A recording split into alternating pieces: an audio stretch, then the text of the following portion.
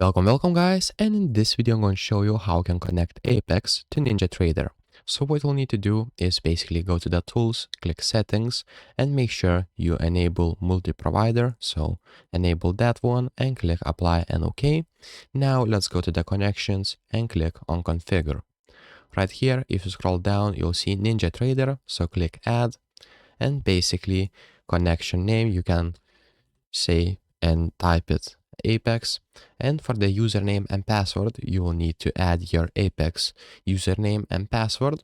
After that you can select account type for simulation or live, so it differs for you, but right now I'll select simulation, click apply and OK.